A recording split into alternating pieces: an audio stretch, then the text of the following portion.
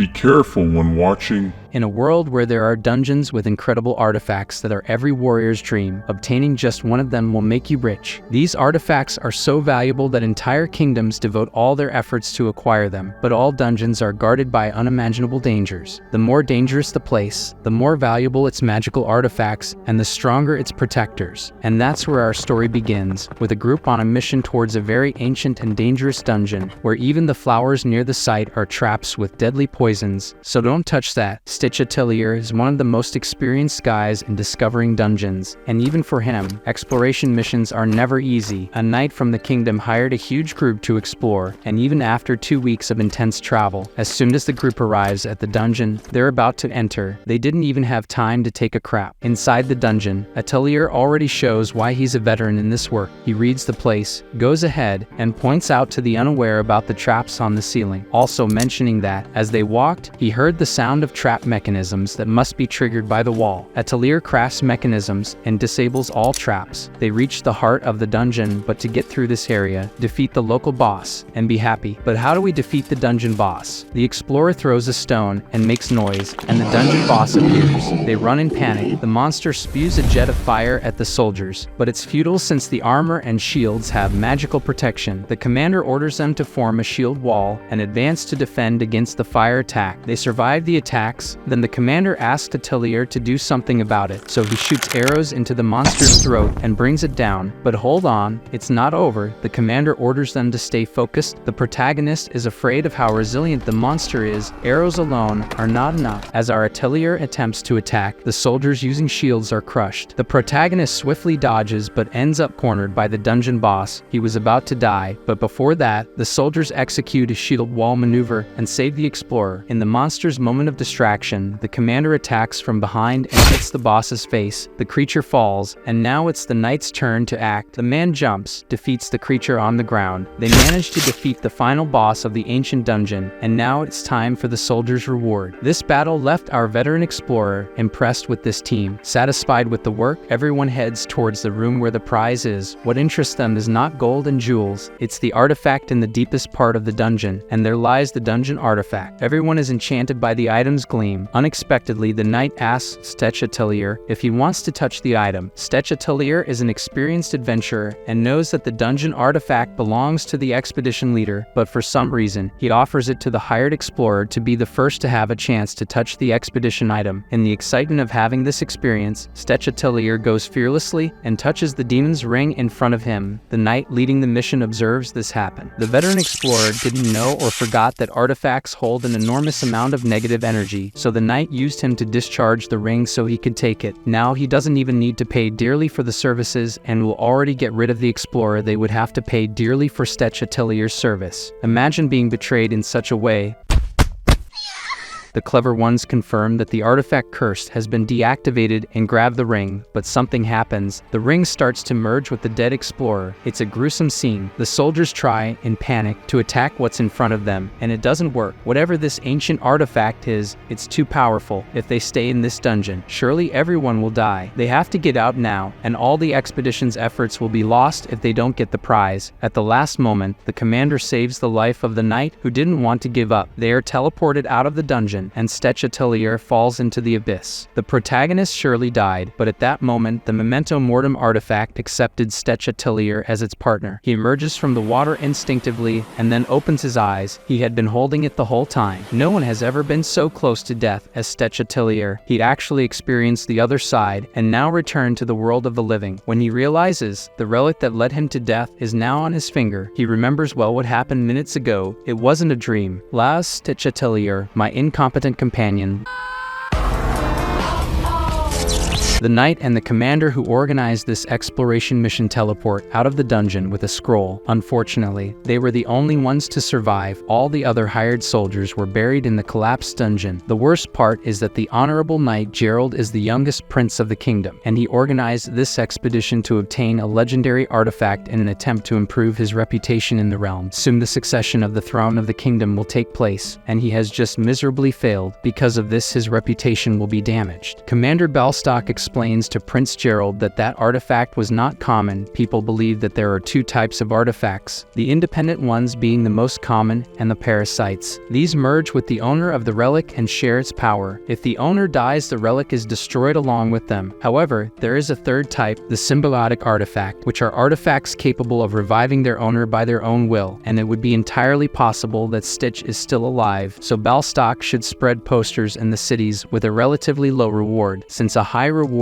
would attract too much attention. Meanwhile, Stetch Atelier wakes up after falling into the abyss. He tries to understand how he came back to life, and then the artifact electrocutes Stetch. He discovers that he is merged with a unique artifact. In addition to being brought back to life, the artifact is conscious and can converse with him. The demon's ring says its name is Memento Mortem. The ring says that Stetch Atelier is alive now thanks to its passive soul repair ability, which brought his soul back to life, but his body remains weak. Because of that brat, the great Memento Mortem is now without mana. Stetch Atelier tries to leave the cave and talks to his new partner. Stetch tells that relics usually have one ability, so what would mementos be? Memento replies that if it were in its normal state, it would be capable of utilizing up to 40 abilities. Stetch Atelier is impressed, as the maximum number of abilities a human could utilize throughout their life is 10, so now he can have so many. Stetch asks which ability he can use now. Memento says none, as it is without mana. For now, he will have to rely on his physical strength to escape this place. In addition, the relic tells him that he has another 12 hours of life until they both die if he doesn't recharge his mana. If Memento runs out of mana completely, the passive effect that keeps him alive will be deactivated. Stetch Atelier then questions that he wasn't really revived. Does that mean he is stuck with this artifact to stay alive? Several hours have passed since he was revived. The protagonist, motivated to stay alive, strives to the limit and finds the cave exit. Outside, Memento says that before he was sleeping for centuries. Even though he woke him up doesn't mean Stetch Atelier is his owner. He will only lend his powers for now. One of his abilities is to eat curses. With this, he can absorb energy from other relics and mana from living creatures after defeating them. Stetch uses his instinct and notices footprints, and then the smell. It's a giant wolf, and it will be his mana source. The explorer is weak and weaponless to face the creature. Memento advises him to use one of his abilities, the air shot. With the remaining mana, he can use at least this ability without exhausting himself. His ring tells him to aim at the wolf, and then the rest is up to him. Stetch does this, and then the surprise. Sound of explosion. The blow is so intense that it disintegrates part of the wolf. Stetch wonders if this is a basic ability that uses little mana. Memento, proud of his power, affirms that he is not a simple artifact like the others, and it would also be better if Stetch didn't hesitate like a coward when using it. After these explanations, the protagonist decides to use the other ability. He looks at the wolf and activates curse eating. Stetch was betrayed by a prince of the kingdom. That same prince now knows that when he returns home to Venetian, his brothers will mock him for his failure. His brother already has priority to receive the family throne, and now it has become even more difficult for him to have a chance. Now he will be seen as an idiot who tried to solve the kingdom's best dungeon and caused the death of hundreds of kingdom soldiers as well. After absorbing the curse, Memento says it wasn't enough, but it was already enough to have absorbed that wolf. Stitch was deceived by those nobles of the royal family who killed him. Now that he has been resurrected, he needs to constantly hunt mana for his magic ring. For some, this may be a curse, but for Stetch Atelier, it's an opportunity to seek revenge against those rich people. He goes to the city to pick up his things and some information. By this time, Stetch was already being hunted for possessing the artifact, and then he must become a fugitive. There is the city guard, very well protected by guards. He thinks about picking up some herbs and burning them. His trap was ready. He puts the guards to sleep and sneaks into the city. Stetch finds out that besides being betrayed now, he is a criminal with a reward for his head. This makes him more irritated to remember the injustice he went through. After getting his equipment, he doesn't know how much the news has spread, so it would be impossible to live in a village for now. The best option would be to leave the kingdom, but this didn't fit his style. It wasn't how he wanted to behave. Leaving the kingdom so obediently was out of the question. Memento asks if Stetch would like to get revenge, and the protagonist agrees, saying that unless he's a coward, anyone would choose revenge. The artifact laughs and says it was finally getting more interesting. With his partner having such noble intentions with revenge, he will have this help. His ring explains that his abilities depend on how much mana is absorbed, and if he consumes something with a lot of mana, he will become much stronger. Stetch now knows the path he needs to take to become stronger and be able to eliminate that Gerald from the royal family. In a bar, a soldier asks someone named Dalton if there was any place selling quality leather at an affordable price. Dalton replies that there must be some kind of leather like that in the black market. Dalton notices a familiar face. He was taken taken by surprise to know that Stetch was wanted. Meanwhile, the protagonist is spying on some people coming in and out of the city and says that big cities like this always have back doors. Memento asks why he wants to enter this city, as he thought Stetch would go straight to the dungeon when he heard him. However, the explorer calls the artifact dumb and says that an escape scroll is essential when in a dungeon, saying that he will be massacred if he enters unequipped and unprepared. This is the same type of scroll that Gerald and his subordinate had used. He goes to the famous black market, a super secret place that few know the location of. He needs to knock on the door and say the secret code. Unfortunately, Stetch forgot what it was, but luckily the owner of the black market is his friend Dalton and is very happy to see him again. They have a lot to talk about, and he asked if his friend would like a drink. Stetch rejects, but wants to use a table. He puts the wolf parts on the table. The explorer starts selling the claws, skin, and other things. Stetch asks Dalton how much a scroll costs. Dalton says around 600 crowns and is responded to by a request from Stetch. Wanting to borrow money, Dalton rejects the request, with that he doesn't buy a meal. Dalton asks what the hell he stole to be put on the wanted list. Stetch tells his tragic story in the kingdom's most dangerous dungeon and how the king's son betrayed him. Dalton explains that he doesn't have scrolls for that price, but knows a seller of stolen goods who could make a great price for a criminal. Just ask for Clyde and say that Dalton recommended him. Stetch approaches cautiously, and the old man is sleeping. He wakes him up very politely. The stench of this old man's breath can be felt from afar. His illegal products are on the table in front of him. Unfortunately for him, no one is buying anything. To the delight of the drunk dwarf, the explorer is going to buy one of his items. He needs a weapon that he can use in a cave dungeon. The old man shows a pistol, which is not suitable for use against many monsters. He sees other weapons, but none of them seem good. The vendor suggests a hammer, since he is in shape and has muscles. His choice is interrupted by Memento, who reminds the explorer that most dungeon passages are narrow, so such a big hammer is foolish. Startled, the protagonist tells Memento not to leave without his permission. Memento reveals that only Stetch is capable of seeing, hearing, and feeling its presence. With Memento's guidance, Stetch chooses a sword. In a dungeon, Stetch finds himself surrounded by various beasts, and he manages to knock out some without the help of the ring. But when he notices more presences, he points Memento to an entrance inhabited by monsters and launches an air bomb that devastates the monsters and then feeds on them with the Curse Eater. As he walks through the dungeon, he finds some rocks. With a pickaxe, Stetch begins to mine the azure stones and ends up encountering a trap. The boy said he could take advantage of valuable parts of it until he hears a scream in that direction. Pointing the ring to the location, Stetch tells Memento to illuminate, and then he is surprised by the sight, a giant mineral lizard. Which monster in dungeons is hostile? The creature shoots acid fire and hits his arm. Memento orders him to control himself and activates the recovery ability to regenerate his arm. Stetch knows the mineral lizards and explains that they use their acidic breath to eat minerals and strengthen their bodies using those minerals, so a normal attack would be ineffective. He prepares to launch an air bomb, but is prevented by Memento, who orders him not to shoot because he is in such a deep point of the dungeon that it could collapse with such magic. Now is the perfect chance for you to use that sword you bought. The explorer questions this decision, but is reprimanded again with his artifact saying that it would not be wise to hold on to it, and a medium-sized monster is the perfect guinea pig. Stetch draws the sword and advances toward the creature. He dodges an attack and moves above its head, where he thrusts his sword into its crystals. The artifact orders him to pull the trigger, and so it is done, killing the lizard. Using the Curse Eater, the creature's mana is devoured, and the boy laments about the sword's ammunition. Even though it was free, it seems like a big loss, as it is very rare, and there are only 4 left. Even though Clyde made them with higher durability, what would happen if they break? Interrupted by Memento, who says he feels something wrong. The boy focuses his attention on the artifact, which tells him to be careful and not to relax, until another scream is heard. Another mineral lizard. Stetch complains about not wanting to spend another cylinder while advancing towards the creature, which tries to scratch him. Just narrowly, the boy dodged, seeing an opening in the creature, which he tries to attack, but is defended by the lizard, showing more experience than its predecessor, especially with its tail hindering him. But Stetch remembers that compared to the Terrace, this monster is nothing. Advancing on him with the sword, he tries to cut him, but it is soon shown that this one was more resistant than the other, not being injured by the blow. The lizard punches Stetch, throwing him to the ground. Reprimanded again by Memento, who says something is wrong with this lizard, the boy tries to remain optimistic, saying that as long as the monster is a living being, it still has a weakness, but being interrupted by the creature, holding his head and hitting against the wall. The boy is reprimanded again by his artifact, this time for having been distracted in the middle of a battle, but it turns out that it was already part of the boy's plan to be hit. He puts explosive powder in his left hand and firefly energy in his right, thus creating a light grenade, hitting an opening to attack the animal's mouth. But before hitting it, a warning appears. The cell activity was irregular, with 95% of the body being affected, so Stetch explodes. After a few seconds, Memento begins to regenerate him and says how he had ordered him to wait and the lizard being magically modified, meaning that someone was in the dungeon and modified it, but does not know how it was done. The boy asks the artifact if any fighting monster could explode, but his doubt is answered with uncertainty of a maybe and questioning if he was scared. The explorer says he is not and will move forward finding the way, then activating the ability to find the way. But he doesn't detect anything, not even using animal instinct, until he finds a skeleton. Stetch says that they do not react except if they approach them, but as it seemed to have been here for a while, it is completely petrified. Memento says that this skeleton will explode if touched, so it would be better to ignore it. But as he passes the skeleton, its body rises, and the artifact orders him to run, because everything in the way is exploded. Stetch falls into a crater and asks what he should do if they explode even without him touching them, and the ring tells him to shut up, until the explorer notices various minerals and his greed takes over, because with this amount, he would have money for the rest of his life. But when he touches the minerals, sparks start to come out, and Memento discovers what was bothering him all along, a strange mana filling the dungeon which Stetch was not able to sense, and the concentration of this energy was getting stronger every time they advanced, and the more they advance, the more sensitive and explosive monsters they found. Stetch understands and asks if the bodies had become unstable because of the mana, which is confirmed by the artifact. But not only the monsters were affected, every object in this dungeon was being influenced by this mana, and due to the high concentration of mana also blocking the scrolls, Stetch couldn't escape until defeating the thing emitting the mana to be able to flee. Walking for minutes, he finds the door of the dungeon guardian, where he deduces to be the one emitting the mana. Upon opening the door, he encounters a bizarre creature that even with his explorer intelligence was unable to comprehend, but Memento helps him. That's a genie, and at its center was the artifact. In this world, spirits are formed when mana and negative energy collide. They exist only to destroy their surroundings, as they have no consciousness, so they are closer to natural disasters than to a form of life. But how would there be an artifact in the midst of the spirit? Memento tells him that the guardian is the problem, as it merged with the artifact and was spreading mana in the dungeon, thus turning everything into living bombs. Stetch deduces that the answer is simple: defeat the boss. He advances towards the genie, who throws several blue stones at him, but they are deflected by his sword, until one of the stones would explode near him. Memento warns him that this is the part of the dungeon with the highest mana concentration, so the interference makes it even stronger, and at this rate, the sword and the boy's body would explode. After the blows, the boy faces the genie, who prepares energy in his artifact until the ring tells Stetch to run if he wants to live, unleashing a huge energy blast, which Stetch is able to dodge, then seeing an opening to attack the genie, who even though its body is a single boulder, its junctions are weak points, attacking then a stone, but something happens. The stone stops halfway and returns, hitting his jaw. Stetch questions how he would cause damage to this thing, and Memento tells him to aim at the artifact in the core, because currently the core and the artifact are fused, so if he uses the Curse Eater on the core, it will lose all power. The genie prepares for another energy blast, and Stetch for an air bullet. Both collide, but the genie's energy is stronger, forcing the boy to dodge, but the energy splits into several parts, which is dodged by the explorer, however, who is almost hit by the creature's fist, which he manages to dodge again. After realizing that long and short range attacks were not enough, he advances on the monster, piercing it with the sword and pressing the trigger, but it shows effective, but only a little, and the genie attacks him again. Stetch is hit and asks Memento why the air bullet wasn't enough to crush the stones, and the ring explains that it's because of mana interference. However, they are interrupted by more stones defended by the sword. The boy laments and compares the situation to breaking a stone with an egg, until the genie tries to attack his left with its fist, but Stetch says that if he can't overcome a small challenge like this, he wouldn't deserve to fulfill his revenge. Dodging the blow, Stetch realizes that if he continues targeting the core of the beast, he gradually reduces defenses and will be able to attack with Clyde's weapon, which was able to cause damage. The genie prepares another blow, which is defended by Stetch, who only has one cylinder left. That is one chance to hit. However, he notices something: the genie is trying to spin with this body. Even being warned by Memento, Stetch is hit by a stone. His artifact begins to try to heal him and says it may not be the best time, but his body was reacting to mana, mutating. The boy just asks how long it would take for the mutation to be complete, and is answered that if he was in good condition, it would take a minute, which for Stetch was more than enough. Advancing with everything against the genie in a suicidal attack, shooting an air bullet at its core, which is the first attack to hit the genie. However, as the creature protected its core, it was difficult to hurt it, so Stetch stabs his sword into the core and explodes. But that's not enough. The genie prepares several stone stakes to hit the boy, warned by his artifact that he must move if he does not want to die. Stetch is refusing to die until he realizes the usefulness of the azure ore he had collected before, exploding with the creature. Our protagonist finds himself very injured, but on the bright side, the genie's core had been broken and he finally uses the curse eater on it and escapes the dungeon. After fleeing the dungeon, his body begins to recover with the mutation that was gone. Deciding to check his status, the boy notices that his animal instinct improved to level 7 and the curse eater to level 4. When he asks if Memento was awake, a pop-up appears, explaining that the artifact limit had increased from 100 to 150 and his air bullet ability had evolved into air explosion, as well as 2 new abilities added, including crosswind. Currently, the protagonist is in the process of unlocking Memento's hidden abilities, so the abilities will be unlocked after certain requirements are met. Opening a shop where he has 8,305 mana stored, and in this shop, Stetch was able to buy 2 abilities, the Curse Aura and the Curse Devourer. The boy wonders which one to choose, but upon making his choice, the ability was acquired. The next day, Stetch heads towards Clyde's house, where he hands him the sword and says he would like him to fix it, as the weapon had saved his life several times. Clyde thanks him and starts to cry, saying he will fix it and make it stronger and more resistant. As a thank you, the boy leaves his dungeon spoils and his deposit of 3,000 crowns, asking if he could take some extra cylinders. At Dalton's bar, the bartender says Stetch was late, but he is questioned by the boy if he wasn't annoyed by breaking his main dungeon and assumes that the mine he had counted on must have worked well. Dalton says that black market deals were overflowing and asks if the boy would be interested. What is rejected by the explorer, who says he will sleep for a while. Now resting in a bed, the boy calls Memento, who says he feels dizzy. The boy asks if he didn't know anything until he activated the ability, which is assented by the artifact, which says it was reset the moment he met him, so most of his abilities were sealed and he realized something last night. The air bullet is a basic spell without an evolution tree, but it changed, taking on a new form, as if it had evolved into air explosion, a skill made out of the explorer's necessity. Stetch summarizes Memento's speech by saying that he knew nothing about his future abilities, and then he just wants to sleep. After a night's sleep, Dalton wakes him up saying there is bad news, and going to the bar, he finds Clyde very injured, as if he had been beaten up. Startled, the boy asks what happened, but Dalton just says one of his employees found him in an alley, while pouring a healing potion on the dwarf, who is healed. The explorer asks how much the potion cost, and the bartender avoids the question, saying it wasn't cheap. Clyde wakes up, and when asked what had happened, he says it had something to do with Derek's gang. All the employees are disappointed, except Stetch, who doesn't know Derek, asking who he would be. Dalton tells him he was a troublemaker they let be because he doesn't cause any big trouble, but as once Dalton had taught him a lesson for causing trouble to travelers, he must have tried to get back at the dwarf. Clyde completes Dalton's speech, saying he also heard about Stetch when they were getting his money, saying that won't satisfy him, not until he reports Dalton's friend who has a reward and gets him arrested. This leaves the protagonist completely angry, while the dwarf tells him to be careful. The explorer retorts, telling him to focus on fixing the sword, and asks if he needs more money, while he leaves and tells them to put someone to protect Clyde. Memento teases his companion, asking if he was nervous, but he is told to shut up, as it's been a while since the boy hit people for no reason. The artifact asks if he will kill them, which is denied by Stetch, saying he won't kill everyone who made him angry, but they won't get away easily. Meanwhile, Derek was in front of guards, denouncing Stetch, but is quickly rejected by them, saying that Dalton is important to society, unlike him, so they won't search his bar right now, even with a report like that, as it would be rude. Stressed, Derek returns to his friends, saying they told him to come back tomorrow. One of the members says the reward is nothing special, being only 400 crowns, and they already have money to relax for a long time, but Derek says he won't be satisfied just getting his money, so he wants Dalton to see his friend being thrown in jail, until they notice Stetch behind them. Derek says he was wondering how they could meet, but he was grateful to go greet him, but the protagonist is so angry he says the gratitude is his, as it's been a while since he fought with another human, and was quite excited for easy targets to practice. One of the members holds his coat, but is met with a punch to the head. Stetch advances, getting a knee to the head of another gang member, while Derek says he was nothing but a miserable 400 crowns, trying to hit him with a punch. The protagonist dodges Derek's punch, and retaliates with a hook to his chin, asking what was the problem, and why hadn't he put him in jail yet. When Derek was close to passing out, Stetch pours a healing potion on his body, saying saying it wasn't time yet and he had messed with the last person he should have bothered. Memento comments that he loved his beer for having that personality, while the protagonist beats Derek even more. The next day, Dalton says he heard that Derek and his gang were walking completely beaten up this morning, and asks what Stetch had done last night, who answers saying he had only done exercises, but they are both interrupted by Clyde, who says he has improved and fixed the explorer's sword. Showing the sword, the dwarf says he added extra weight in the direction of the blade and used some trap wires to increase the offensive capacity, leaving it quite destroyed even without a cylinder. But about the cylinders, he hadn't been able to find enough alchemists to work on it, so he had only gotten 4, but as he knew Stetch wouldn't return to town for a while, he wrote down ingredients on this reference letter, which makes it so if he shows it to a specialist, he would be able to make the gas. Dalton also says he will notify the other branches of the black market about the boy, so he wouldn't have any problems accessing them. Stetch thanks them both, but before leaving he is interrupted by Clyde, who tells him to give a name to his weapon before going, as it was extremely unique. Memento suggests the name Penetrator, which is accepted by Stetch. Meanwhile, in the Venezia kingdom, Gerald had returned home and was in his room until he heard someone knocking on the door. The prince instructs to ask who it is, and his brother Alfred enters. Alfred asks him if it had been worth it, and Gerald says yes, but his brother says that's not what he heard, as he abandoned the front lines, led a stray squadron, excavated a dungeon without approval, and if his father found out, he would hold him responsible, but he tells him not to say a word when their father summons him, as he would provide an alibi. Upon entering the audience, the prince greets his father, who says he hasn't seen him in a long time, but without further ado, his brother begins to speak, recounting that when Gerald heard about the elven rebel army starting a revolt in the southwest, he rushed to suppress the rebellion before it could be notified. But General Endril says this was news to her because as the general of the west, why would they need Gerald to come all the way and suppress a rebellion? Alfred calls his servant Conrad and says his prediction artifact was able to see the situation, the terrain, and inform Gerald that at the moment of his return to the kingdom, furthermore, the rebels had leaked their plans to invade a class dungeon and steal the artifact belonging, and if Gerald didn't act correctly, the situation wouldn't end well. The kingdom asks Gerald what happened, and Gerald says that except for Vice General Balstock, the lead squadron was lost, but he was able to destroy the artifact. The king asks why destroy it, but is answered by the explanation of it being a parasitic type, so it would be better to destroy it than to leave it in enemy hands. Alfred adds that Gerald brought the head of the enemy general, which is shown as the head of an elf. Then the king accepts the prince's alibi, saying he should go rest. Meanwhile, Memento says he's noticing fewer signs of civilization the further south they go, and Stetch says it's because of the elves, as the last elf village in the Great Forest to the south was warned of the approach of outsiders, as they hated humans. The artifact says this means using abilities without Stetch being noticed, so being the perfect place to farm some dungeons. But it's rejected by the explorer, saying there are many rumors about how dangerous the elven nation is. Stetch walks through a forest so dense that he can't see much ahead of him. In this place, even his tracking ability doesn't work properly. Maybe that's why it's called the Forest of Darkness. Apparently,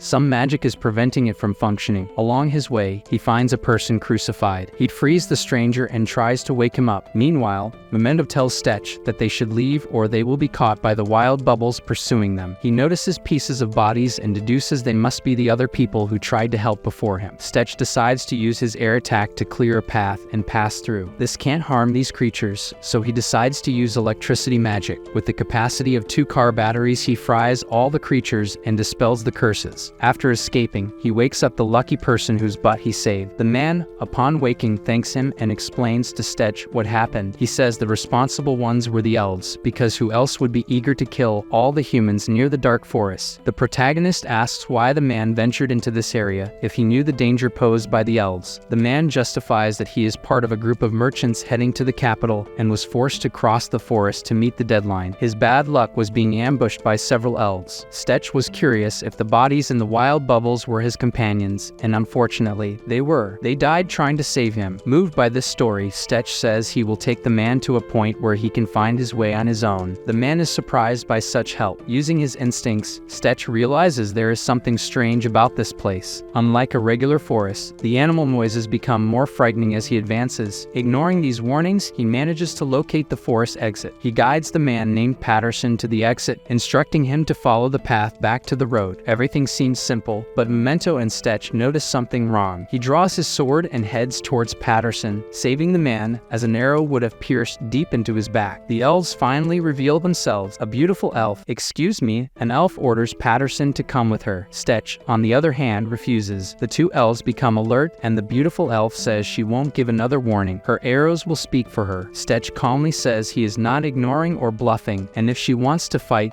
then just fight. The subordinates, with a look of hatred, ask if they can kill him. Contrary to expectations, the beautiful woman says they should talk first before doing anything reckless. This attitude surprises our Avenger. Even the elf servants didn't understand this action from their leader Elena. She orders them to listen. The woman asks if Stetch knows why she wants this human. The explorer doesn't know, but he's sure she'll explain. The conversation is peaceful, so Patterson says he shouldn't listen to the elves. Elena asks Stetch what the man told him. After hearing it, the woman finds the story amusing and asks Stetch to follow her. "Don't you think those curves are beautiful too? I am impressed." Stetch forces the man to follow as well. Upon arriving at a spot with an overturned cart, the direction was opposite to what the man had said before. Additionally, Elena goes to the river and retrieves the arm of one of Patterson's companions, who had a slaver's bracelet, indicating what the man intended to do in the elves' territory. Hearing the facts, Stetch now understands everything. Anger is visible on his face. The man's lies were clear. Checking the man's arm, he finds the same hidden bracelet. Patterson screams that Stetch shouldn't side with the elves. He is also human and should understand that they are enemies. Despite seeking vengeance, our Avenger rewards the man with a punch in the mouth. Stetch orders him to shut up. Despite being so proud of being a slave trader, he hid it before. Our protagonist says that for him, there's no such thing as "we are humans." Any despicable person of any race he will despise. Stetch asks Elena what they should do. She wants to hear his suggestion. The answer is visible in the human's fists. Stetch wants to make this person pay the ultimate price. Realizing it would be his end, Patterson risks everything, trying to escape. Within seconds, he receives an arrow in his arm. Elena then prepares and hits his leg to prevent further escape attempts. Stetch watches closely, noticing that the woman can hit a man fleeing at top speed effortlessly. After capturing their target, the man begs for mercy, promising never to sell slaves again. He even pleads for the explorer's help, but Stetch turns a deaf ear to his cries. His final pleas for mercy are directed at the elf. Unfortunately for him, a few minutes later, Elena is washing her blood-stained arrow. While cleaning her arrow, Elena comments that she didn't expect Stetch not to save his fellow human. She thought he would protect his own species. He regrets to inform her, but he's not the type of person she thinks. If that's the case, the beautiful woman says he must understand that she cannot let any human who invades the elves' forest escape alive. When the girl fires an arrow, Stetch is confident, and the reason is that the arrow was deflected. Elena quickly steps back,